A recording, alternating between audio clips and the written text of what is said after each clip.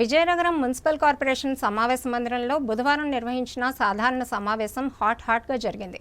ఆయా వార్డుల్లో నెలకొన్న సమస్యలపై కార్పొరేటర్లు గళమెత్తారు. సమస్యలను పరిష్కరించకుండా అధికారులు నిర్లక్ష్యంగా వ్యవహరిస్తున్నారని ధ్వజమెత్తారు.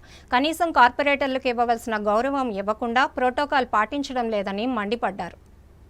విజయనగరం నగరపాలక సంస్థ సాధారణ సమావేశం మున్సిపల్ కార్యాలయం సమావేశ మందిరంలో బుధవారం వేడిగా జరిగింది. పైడితల్లి జాతర ఏర్పాట్ల విషయంలో ప్రారంభోత్సవ కార్యక్రమంలోనూ కార్పొరేటర్లకు సంబంధించి ప్రోటోకాల్ పాటించడం లేదని కార్పొరేటర్లు నిరసన వ్యక్తం చేశారు. కూటమి నాయకుల ఆధిపత్యం కార్పొరేషన్ డివిజన్లో కనబడుతుందని విమర్శించారు. కార్పొరేటర్లు సూచిస్తున్న పనులను అజెండాలో పెట్టడం లేదని కౌన్సిలర్లు ఆరోపించారు. తమ డివిజన్లలో తమకు సమాచారం లేకుండా బస్ షెల్టర్ తీసివేశారని, ప్రజలకు ఏం సమాధానం చెప్పాలని కార్పొరేటర్ బాలి పద్మావతి ప్రశ్నించారు. ప్రతి విషయం కార్పొరేటర్ల దృష్టికి తెచ్చి పనులు చేపడతామని కమిషనర్ నల్లనయ్య సమాధానం చెప్పారు. 28వ డివిజన్లో పార్కులో తమ సొంత నిధులతో వాకింగ్ ట్రాక్ నిర్మించామని, 34వ నెంబర్ సచివాలయం పక్కనే ఉన్న పార్కులో పందుల పెంపకం జరుగుతుందని, దీనిపై చర్యలు ఎందుకు తీసుకోలేదని 28వ డివిజన్ కార్పొరేటర్ ప్రశ్నించారు. దీనిపై వెంటనే తగు చర్యలు తీసుకుంటామని కమిషనర్ తెలిపారు. కలుషిత నీరు కొలేల ద్వారా వస్తుందని కొంతమంది కార్పొరేటర్లు సమావేశం దృష్టికి తీసుకురాగా చర్యలు తీసుకుంటామని అధికారులు తెలిపారు. అజెండాలో నగరపాలక సంస్థ పరిధిలో ఉన్న